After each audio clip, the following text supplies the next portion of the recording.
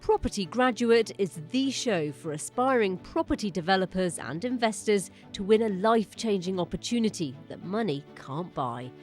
The prize is twofold: forming a property company with renowned property guru John Howard and owning 50% of the shares. John is one of the most experienced property developers and investors in the UK today. With almost 4 decades experience in the industry, he's been there and done that, having purchased and sold around 4,000 homes, apartments and developments. This savvy businessman is putting £1 million of his own money into the new company so the winner can buy and develop a property. With a 50% stake in it, they'll automatically receive a 50% share of the profit and potentially have John as a business partner for life. You're watching Property Graduate. Last time on Property Graduate, we saw 20 confident competitors vying to impress John and his 2 associates, Helen and Fiona, in the first round called the interviews. At the end of the day, the panel picked the 10 best men and women who they felt had a chance to become John's new property business partner. The lucky 10 were Vanessa, Alfred, Alicia, Luigi, Kimberly, Tej, David, James, Eleanor and Aaron. They've now been invited back to the second round of the competition called the Challenge. So let's go over to our panel and find out what's in store for our contestants in this round of the competition. Ladies and gentlemen, welcome to the Challenge. Big day today. I hope you're on your A game because you're going to need to be. You're all looking very sharp suit and everything. Ladies look lovely, fantastic. So, in the pack, you'll have a development appraisal. It's a very simple appraisal. It needs to be filled out simply. If you want to increase it, you can do. If you want to put more things in, if you think I've missed something out of the appraisals, they're blank, obviously, because you're the one filling it all out. So if you want to add to them, please add to them. It's simple, and the reason it's simple for a reason, because you've got to sort these deals out quickly. When you send me a deal, if you're my partner, we can't be waiting half a day for you to tell me whether you and I think it's a deal worth going for. It needs to be done very, very quickly because you're going to have a whole load of them to do. The deal that you've all been given, individual deals, are deals that have been in an auction and that I was interested in. So they are deals that I liked, and you will get to know the sort of deals I like to do, which I think is very important. They have a guide price on them. That guide price might be correct, it might not be correct. We are looking to make a 30% net profit after all costs. Bear that in mind. It may be that you find that it's not worth anything like the guide price, which is fine, absolutely fine. Some of the best deals are deals you don't do, but you still need to put in the price you would pay for it to make at least a 30% net profit. And if you come up with a better idea than me, because I've already appraised them, and Fiona and Helen have got my appraisal, so I'm under pressure today as well. If yours are better than mine, that's great, because I want to surround myself with the best people I can find. That's what I've done in my 40-year career so far, is surround myself with better people than me. So I can do these appraisals in 15 minutes. I'm giving you 60 minutes to do the appraisals from now. Good luck. So there you have it, and it really is a challenge. Each of the contestants has been provided with a property deal to appraise. The task: to create a plan that will produce a net profit of 30% after all costs and interest have been taken into account. And they have just 1 hour to do it. When time's up, they'll face Helen and Fiona, who will go through their appraisals with a fine-tooth comb and ask them arguably one of the most important questions: how much they would actually pay for the property. All right then, Dave, how's it going? Yeah, not so bad, thanks. Yeah, hard at it. Where is your property based? My property is based in Wickham in Buckinghamshire. Are you familiar with the area itself anyway? I'm not, to be honest with you, no. I know you're hard at it. Do you think you can make the figures work? Oh yeah, I'll make the figures work, yeah, of course. You're confident? Well, I've got to, you know. All right then, good luck. Thanks. Tej, can't miss you. Your yellow top again. Didn't disappoint. So how's it going? It's good, you know, this is an interesting property. It's not something I'd usually look at, so it is definitely challenging. What have you got? I have a freehold former Coast Guard building in Walton on the Naze. Do you even know the area? No, but I know it's near where John lives. Okay, So I know he's right. picked a favourite for himself. Do you think you can make the figures work? Yes, definitely. There's going to be some questions kind of in the middle that I'm going to have for myself and I'm going to work through, especially around the construction costs, because there's so much you could do with this building. But yeah, I'm looking forward to it. And what do you think you'd like to do with it?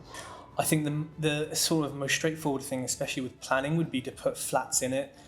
If possible, to make a little bungalow with the annex, but flats is probably going to be the easiest and most profitable thing to do here. You feeling confident? Always. Is it a good task?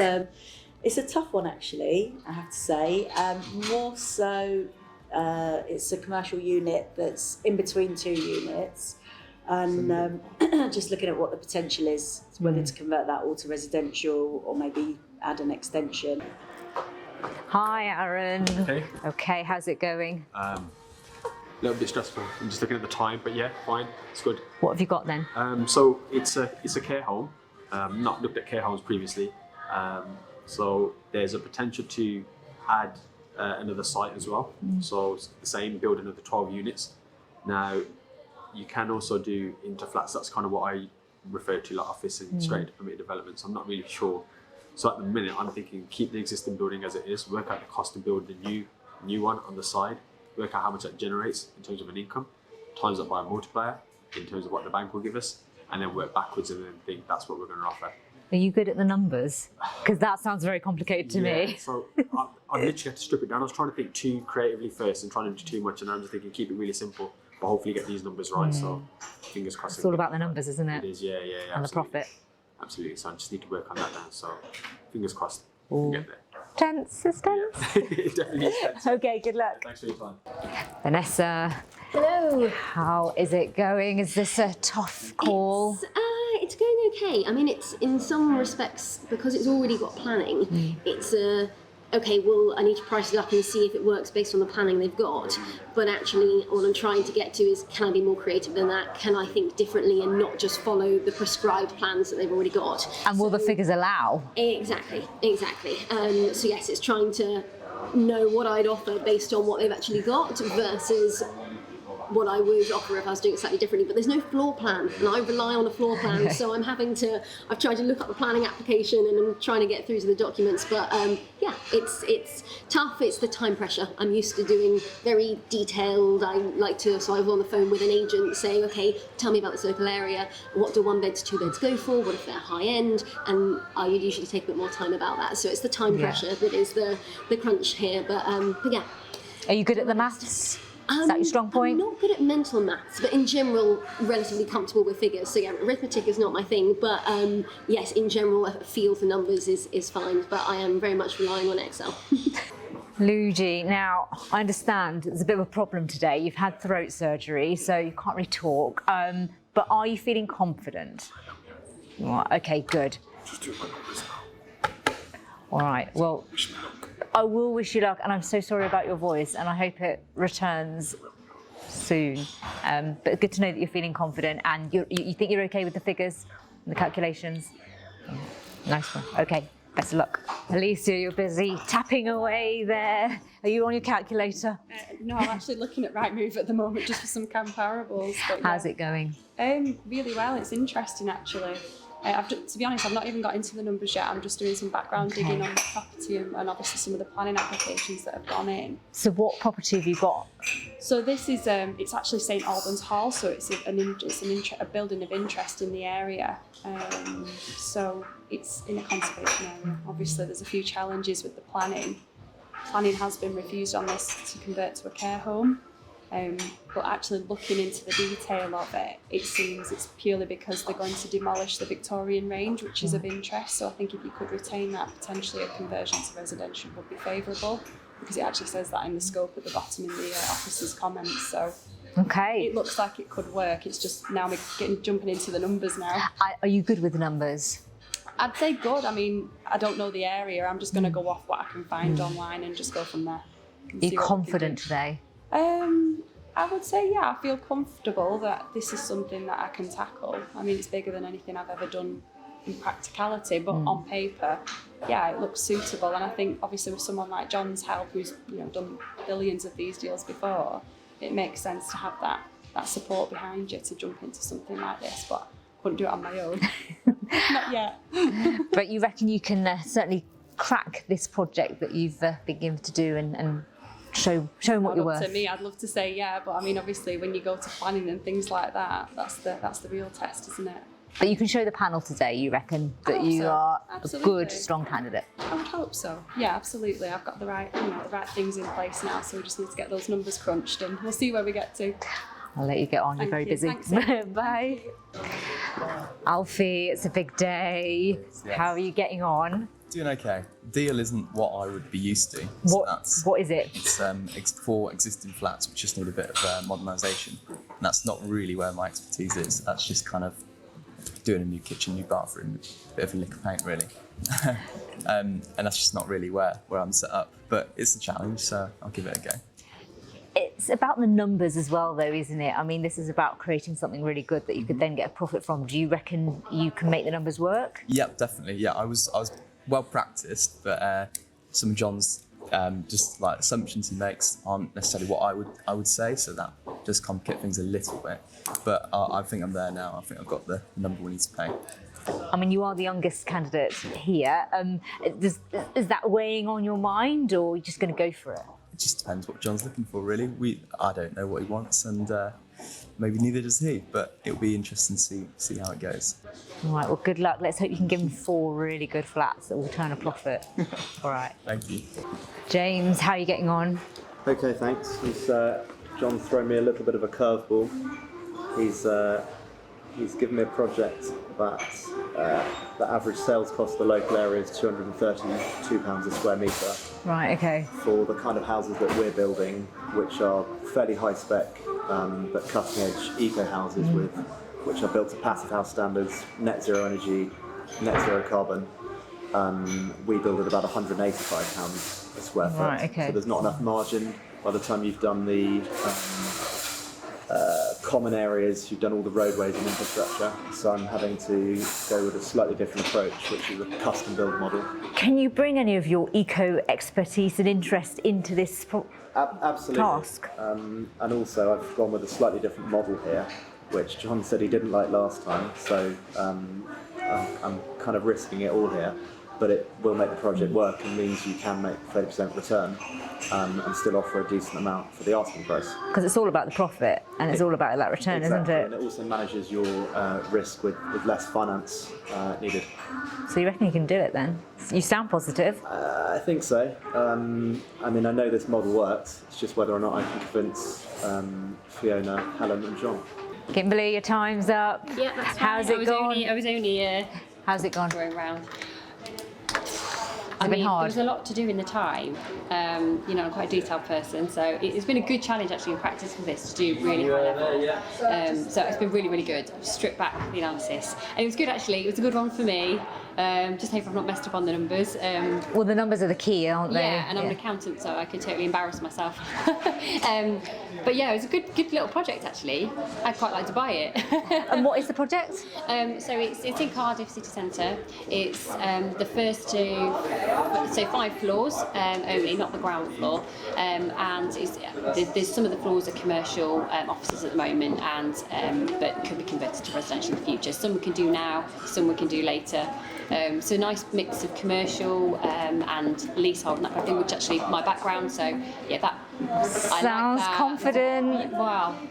Who knows if I've got the wrong end of the stick? And it was in Wales, and there's no permitted development there. So, to the best of my understanding, I've not looked too much at Wales. I've been focusing on the easier, quicker wins in England at the moment with the new permitted development. So it was a bit of a curveball for me, and I don't know Cardiff that well as a commercial opportunity, but I know it because I like Cardiff, and so it's do obviously a good city. So it's a good city. There may be a better outlet for this, around the serviced accommodation route or HMOs or that kind of thing, but I haven't had time to look at it in the time. Well, look, I hope your skill as an accountant really stands you in good stead today. You're going to be tested. I know. but I'm sure you can do it. They're hot on the numbers. I may have made a major mistake, but nonetheless. Well, you won't be forgettable because you're in a striking yellow dress. Yes, so. exactly, yes. So it's got to go Girl well. in the yellow dress. All right, good luck. Bikini. No, well, that would be a different show. Polka dot bikini. All right. Thank you. Good luck. The hour is up, and the competitors are locking in their numbers and handing them to Helen and Fiona to review. Join us after the break when David is grilled on his appraisal. With 37 years of experience as a project manager in the construction industry, David was given a vacant freehold site with planning for 14 flats in High Wycombe in Buckinghamshire. The property was listed for auction with a guide price of just over £1 million. So, do you want to take us through the deal that you were given to analyse and how you approached it, what your conclusions were? It was an auction property. It was up for 1.05 million and had planning permission for 14 one-bedroom flats on it. Personally, what I've done here, I've tried to calculate things on the basis of building 14 one-bedroom flats, but in reality, I wouldn't have done that. There's not enough money in it. If I was to purchase this, I would have resubmitted planning. I would have built less units. I would have built a mix of 2 and 1 bedroom flats to appeal to a different range of buyers. Also, with less units, you've got a shorter project. So you've got less finance fees. The build costs are still going to be the same whether you're building 1, 2, 3 bedroom flats, but you got the building team on site for less time. Every day they're there, your project's at risk, your capital's at risk. So it'd be a shorter project, shorter finance charges, and I believe it'd probably be easier to sell. And what was the difference in the trickle down to the net profit on changing that from the 14 to the smaller units? Depending on how many less you would have built, you would have had less, you would have had a smaller GDV, but there or thereabouts the same net profit. You would have had less expenditure, less cost, less GDV, and the same level of profit. I'm not going to waste your time. I got the figures wrong on this, and I'm not going to pretend I got them right. Did you run sort of both sets of numbers, you know? I didn't, and you know, I'm going to be dead honest there. I'm old school, right? If you're looking for someone who can whiz through some thing on a laptop in 15 minutes and come up with numbers, it ain't me, right? I'm pen and paper man with a calculator, and to do this properly would take me half a day. Yeah, mobile phone. And it just, if that's what you want, it ain't me. But did you do it with a pen and paper? I always do it with pen and paper, always, and I don't care what anyone thinks, because then I can see it in front. With a spreadsheet, with a formula in, things change and all that, and I was going through that, I don't know what was happening, and in the end, I was out of time, right, and I was just trying to fill this thing in, and that's the truth. It's a tight time frame now, we absolutely appreciate that. You know, he was very honest. I think he'd struggled a little bit with kind of the time frame, and he's obviously much more detailed. I would have liked to have seen where he said that the two options would have had the same net profit, but I would have liked to see some kind of calculation. Yeah. It's fine if it's old school pen and paper, but where's the pen and paper? I didn't see pen and paper. Yeah. Next up is Eleanor, who wants to inspire other women to become property developers like herself. Eleanor was given a vacant freehold mid-terrace 3-storey building in London that was placed at auction with a guide price of up to £1.5 million. Oh, welcome back, Eleanor. You have a nice little project in central London. That's my hood, so it'll be really interesting to understand what you made of this. Talk us through your numbers and what you do with this property. It's a commercial building, already has 1 flat above, and it's not, I would say, probably not a massive building. So in terms of looking, firstly I looked at what was the potential. for the property. I looked at whether it was possible to extend on the first floor. The neighbouring shop had already done that. Yeah. But if you looked at the site for the neighbour, there were windows there, so you wouldn't be able to extend out on the first floor. And how did you find that out? Through Google. So I looked at Google Maps and Google Earth, and I could see clearly there were windows there. I also looked at the property on auction, and it was withdrawn from auction. And they had a floor plan there, so I could see the floor plate and the size of the floor plate. And then looking at, you know, if there was any planning permission for neighbouring sites to see if they could have converted that to residential, but that hadn't been done. There were 2 flats that were the neighbouring site had approved for the upper floors on the left-hand side. In terms of that potential, I looked at potentially doing a Class M at the back of the shop, but you wouldn't, the floor plate was too small, so maybe you'd need to do that as a duplex with the first floor, so just to keep within the minimum space standard. Yeah.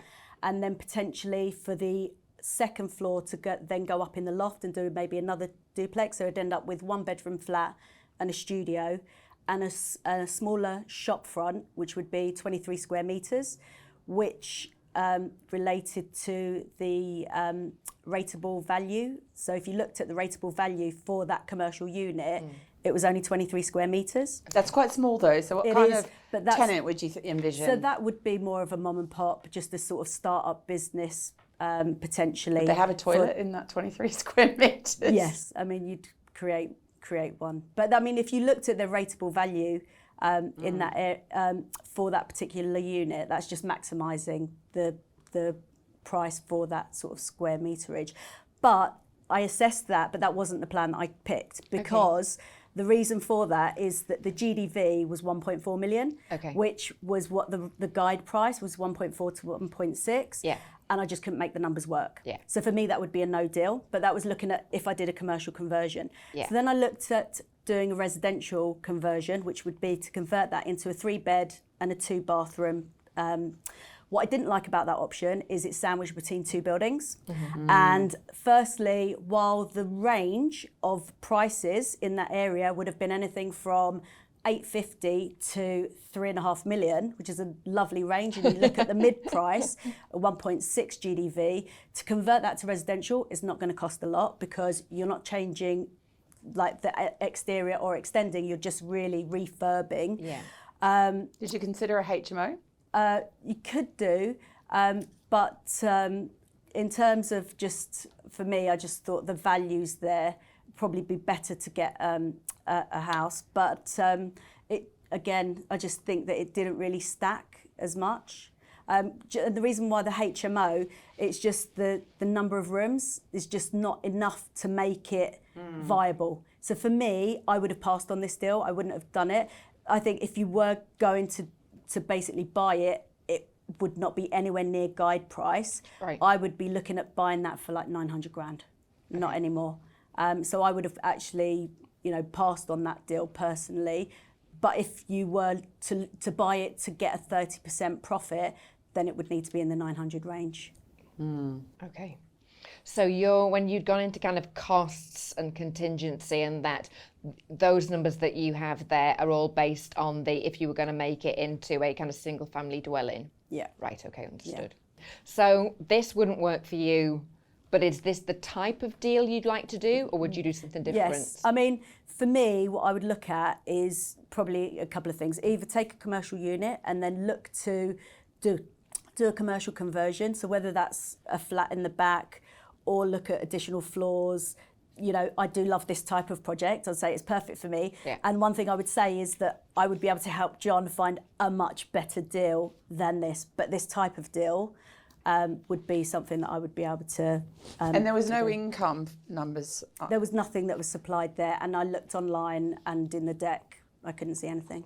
Okay. And how did you feel about being given this particular project to analyse? So first I was like, oh great, a commercial conversion. And then I was actually a little bit disappointed that there wasn't much development potential, because for me, I was like, I wanted to come here and like wow you with like, being able to like add some extra floors or, create like a flat in the back and be clever with like, how to kind of create more residential space through this, but there wasn't. You didn't feel it gave you enough to work with? More that it didn't give me an opportunity to show you my best.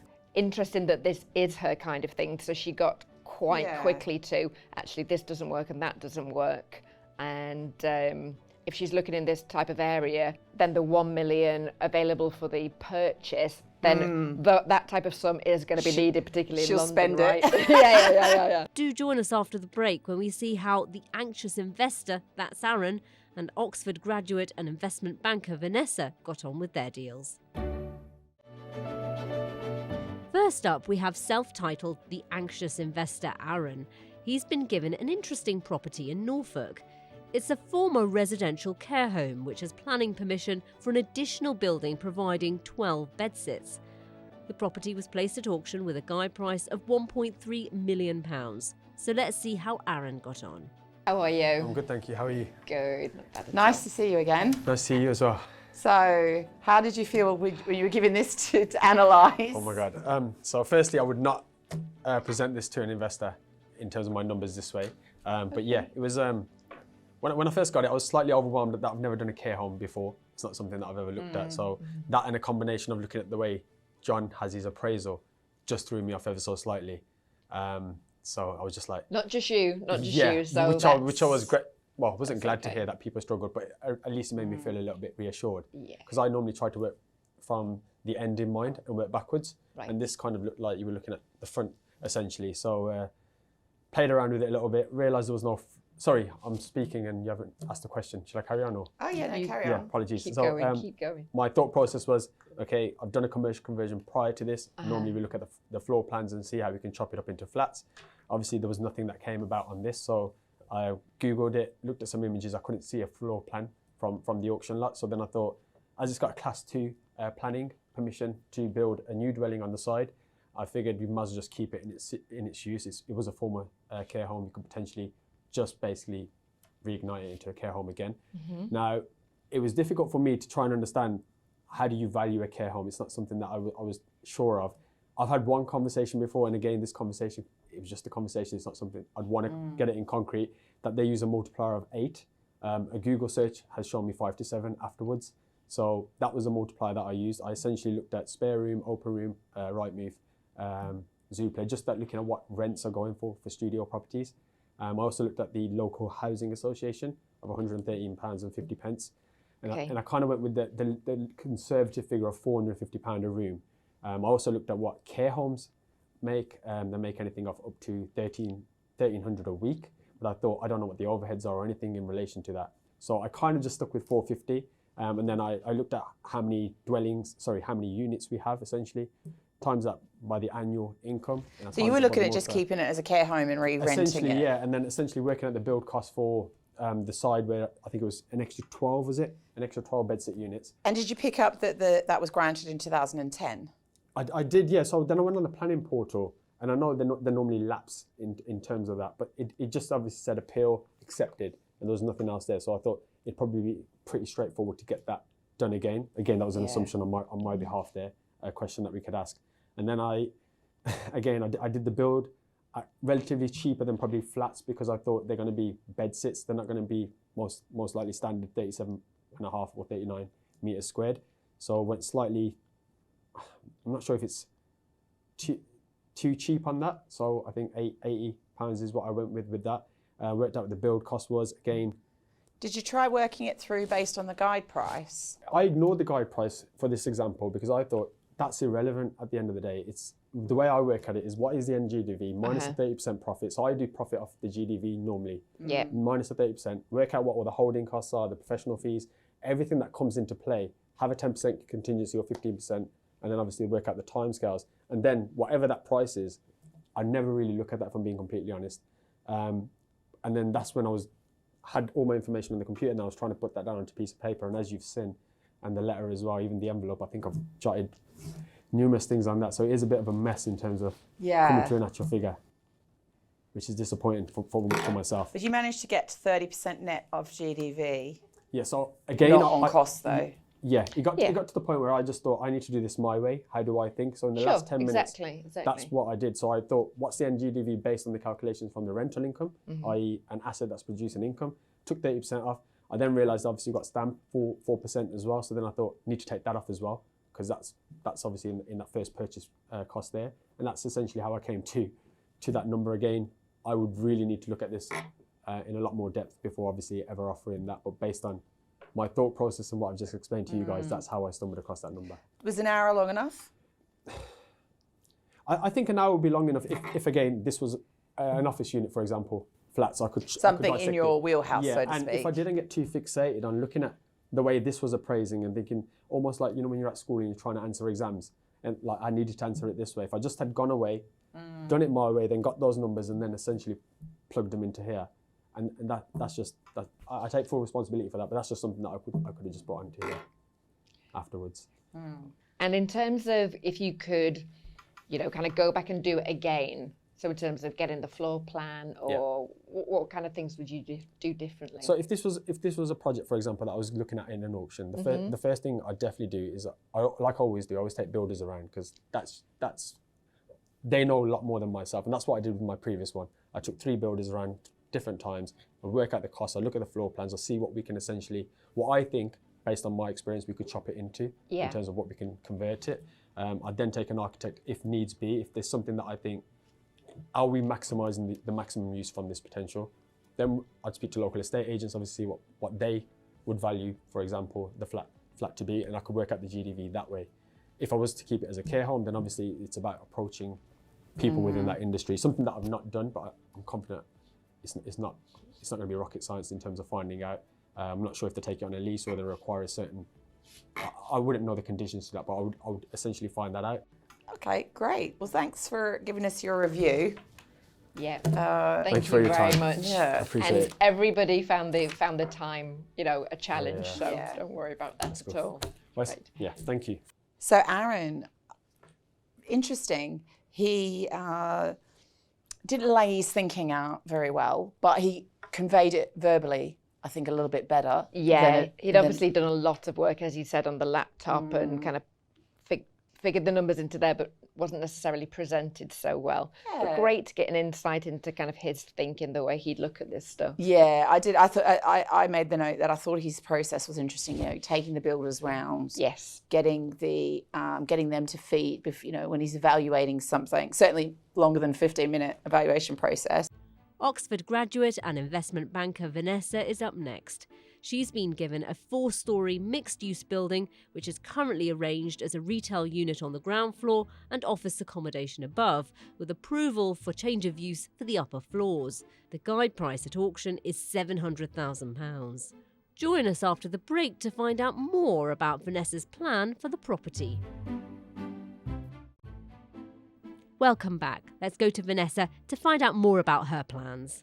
Hello. Hello, Vanessa. Hi. Welcome. So you have a mixed-use building with planning already. So let us know, talk us through what you made of that, what numbers worked for you. Give us some insight into kind of how you worked stuff out. Sure. So in terms of the mixed-use element, because the commercial was rented for a longer period of time, and also being city centre, I didn't feel the council would be interested in a new application to try and turn it all to resi. So effectively the commercial I just left as is. Right. I think I undervalued it, now I look back, but I focused on the resi above.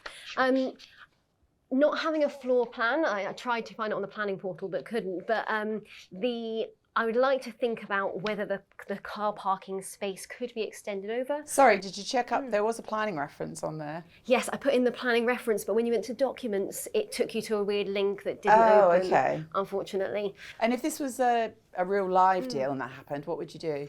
I'd probably call up the council or go through and, well, you can either look on Google Earth to look at the layout of the building and try and work it out. But in terms of seeing, sorry. Yeah, or you could go to the auctioneer and. Okay. Yes. And get details good off them. point in from the auction perspective. Yeah. Yeah. So, but I would have looked at whether extending out across the parking meant that, did you lose windows? Did you lose the option of balconies? Because all those things you have to weigh up. Would it be possible in a subsequent application to put another floor on top under a full planning? Whereas I think that one was permitted development only. So that could have been another option. So looking to extend it and reconfigure over and above the 11 units that were currently there. Also, it does look like that the office was given prior approval to change to residential. Yes, they're the office floors on the first, second, third floor. Oh, okay. Not the retail on the first floor. Exactly. All right. Yeah. But because of its location, being Devon, beach town, it did make me think, could this be an SA block? And put it as service accommodation, have either a manager managing it or sell it to a management company. Commercial valuations, I know compared to, I've used bricks and mortar because that felt like the more realistic one to work from. Right. But there is the possibility of a commercial valuation coming in higher. Sure. And what type of yield were you getting on the service accommodation option? I didn't price it up. Okay. I'm afraid. So no, more of a, I suppose I worked on the basis of, this is what's currently approved. This is the base case to work from. If it was not in auction, could we look at an option and getting the extra planning and things like that to really price that out? But being in auction, I worked on what's the base case we can get. And at 11 units, did you look at the affordable housing threshold? I didn't know. Okay. I'm afraid. Did you try working it through based on the guide price at 700? I try working didn't. through. I used the landlord tool and sort of effectively just kept changing the price until it came out to the 30% ROI that was being looked for. But ultimately, where I got to on my build costs that I felt quite certain of, that 750-ish K, once you've spent that, and I think it's, yes, I've put down 1.57. Okay, maybe it's more like 1.6, 1.7 with the additional commercial value. It just felt very tight. So immediately I felt this isn't going to work at 700 based on the current planning. If there was an option and there was more that could be done, I've then more room to play at the 700. But in terms of the GDV, I picked up the phone, found a similar Rightmove ad, and just called the local agent and said, tell me about the area. 1 beds, 2 beds, how does it work? What type of tenant in this area? And so my GDV calculations for the resi were based on that conversation with that local agent. Okay, and how did you value the commercial space? Not very scientifically, because I realised I got to the end of it and I'd done it all based on the resi only and forgotten the commercial bit. But basically the commercial conversion we've done previously, the commercial space was about 2/3 of the value of a similarly sized resi space. Right. So I very roughly chucked in a number, but forgot that there are 3 flats on every floor. So it's not actually 2/3 because what did you put for the commercial value? 70K.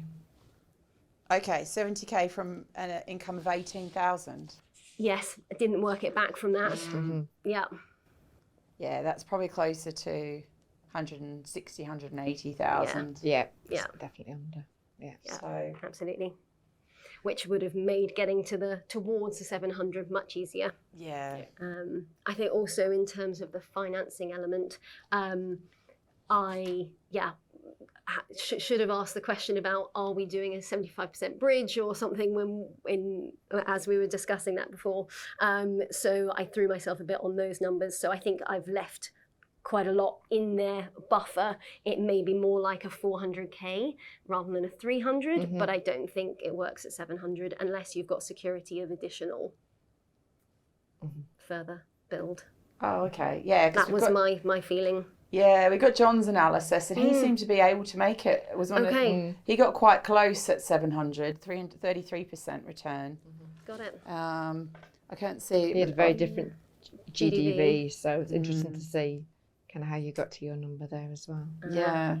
Yeah, he had a GDV of 2.4 million. Oh wow, yeah. So from the 11 units, from the discussion with the agent and the quick look on Rightmove, it was basically 115 for 1 beds and 140 for 2 beds. So that's where I got to the 1.5 for the resi and then added on some extra for the commercial, which I know was wrong, but it suggests that my resi was under as well.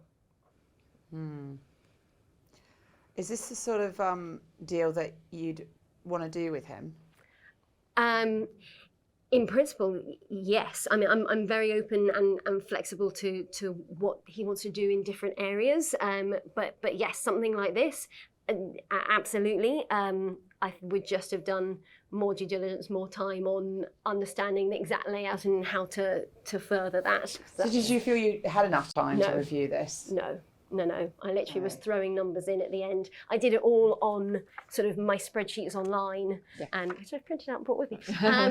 But yes, in terms of what the build cost would be and making sure that I was not underestimating that, because from the commercial conversion we've done, that was our main flaw, was we completely underestimated the additional cost, particularly around external works, which for this one, the outside of the building looked in great conditions. That was kind of a reassuring step, but yes, I think that I focused too much on that and too much on trying to make the funding costs work. And then when it came to actually writing things down, I was throwing numbers on a page. So no, that's okay. You weren't the only one. That's fine. It was yes, you may say there's two different numbers in different margins as I just sort of kept putting stuff in. But no, not my finest work. So what do you think when John says he can review something like this in 15 minutes? Impressive. That's probably experience, market knowledge. So for me, yes, I drove through Devon to Cornwall a few weeks ago, but do I know anything about that market, that area? No. So actually the first bit was just understanding how that works, what the other properties in the area are like, which most of it was flats above above retail, and what's the type of tenant in that area. Yes, there's the beach. It's not as nice as Torquay, but it's sort of understanding that local area. Well, maybe when you've been doing it 30 years, you'll be able to do it in 15 minutes. Yes, too. yes, very, very impressive. I would love to get to that point. Thank you very much, Vanessa. It's been great to understand how you looked at this. Thank you. Thank you. Well, it's been great to see how Vanessa looked at this. Very honest about how it was a little difficult for her. Yeah, I think she struggled a little bit, which slightly concerns me, given that this is the type of deal that she wouldn't do. She hadn't looked into a number of different things we asked her about, but we gave them 60 minutes. It is a really tight time frame, so completely understand that. We're not John and his 15 minutes on the back of the packet, are we? So. Yeah, I think, she didn't really value the commercial property side. And then when she did realise, valued it about half as much as John's assessment. Yeah. So, not always easy to do. Missed the car parking spaces. Yeah. Maybe got a little bit overwhelmed, busy, but she did, she called an agent. She's gone and looked at it. She's done many things well. She has, and actually I liked that she brought in her previous experience. She knows where she went wrong on her previous experience with the cost. So great that she would be conservative around that. Yeah, difficult to follow the written appraisal numbers though. It's sort of a lot, look all over the place a little bit. I like to see it a bit tidy. I feel like a teacher. But still. She got the job done. Yeah. On to James, who's worked in various sectors of the property industry, from residential sales to commercial sales and lettings, as well as property and land auctions. He's been given just over 2 acres of land with planning permission for 24 houses in the Midlands. The land has a guide price of £1.5 million. So I'm not sure if the seller of this plot's going to be happy with your £850,000. No, well, I've gone slightly off piece with this one. We're curious to hear more about that. Take us through it. I just couldn't make it work, even if the land value was zero and I got given it. The build cost per square foot and the sales price per square foot, it just didn't add up. So the local area is selling for £232 a square foot. We're building about £185 a square foot, and that's turnkey. So that's your groundworks, landscaping, everything. So there was just not enough margin to be looking at this as a new build development. And sorry, was that using your sort of green building style or absolutely, yeah, that's traditional building? building to passive house standards, which is what we do. Even plugging the numbers in though with sort of a standard brick and block construction, which isn't much cheaper than what we're doing, it didn't work. I think I got to with a land value of 0, I think I got 6% profit against GDV. So I've come up with a slightly different strategy, which is what we've done at Springfield Meadows, which is to put in all the infrastructure and common areas, landscaping, all of that, get all of that done, and sell this on a plot by plot basis. Okay, that explains, because I had a question around how your construction costs were so low, but that's because of this strategy. Right, yeah, great. so sorry. Say more. I spent a considerable amount of time trying to make it work on the normal development way, sure. and it just didn't.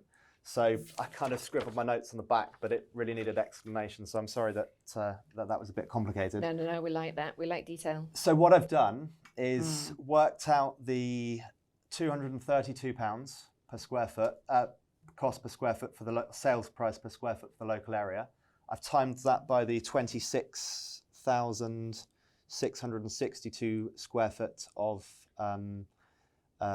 which is what the planning states you get, the gross internal area. Yeah. And that has given me a GDV of just under 6.2 million.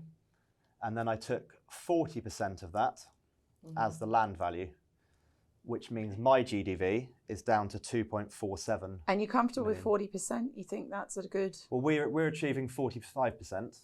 What that's we're doing. Is that not in That's Oxford? in Oxfordshire. I think 40% is probably still fair.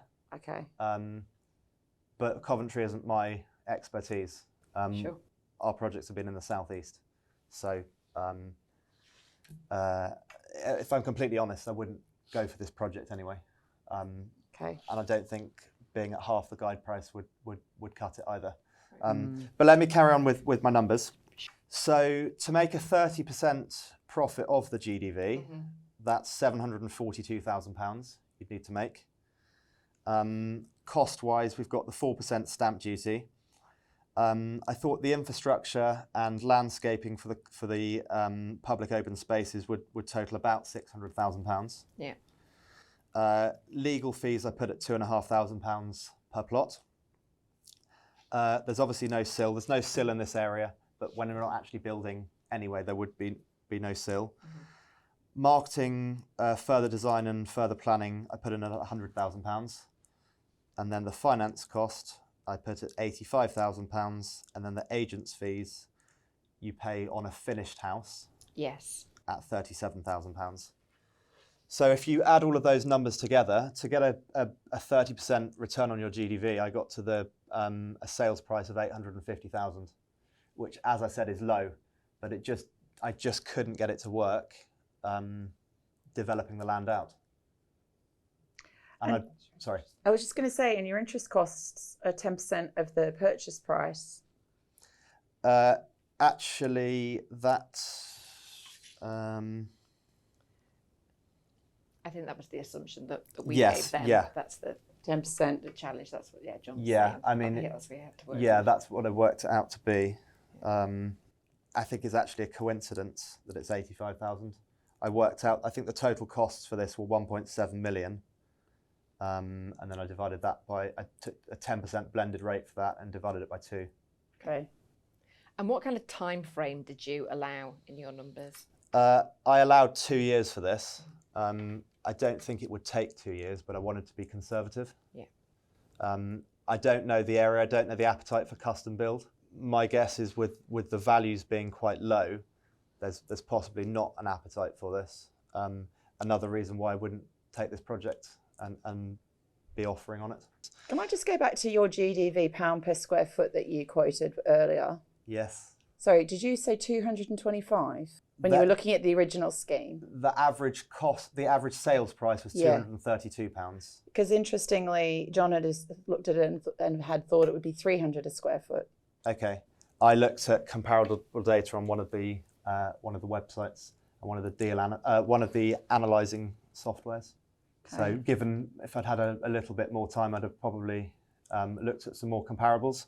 But when I couldn't get it to add to stack up on an initial develop out project, I sort of parked that and went off to the custom build to see if I can make that work. So my comparables are potentially slightly off. I'll be completely honest with you, until these last couple of weeks, I haven't really stacked deals up before. I've been more on sales and marketing. So I've had a bit of a crash course over the last few weeks, and I've built myself a spreadsheet, but the spreadsheet was based on developing a piece of land and not doing custom builds. So I had to rebuild my spreadsheet.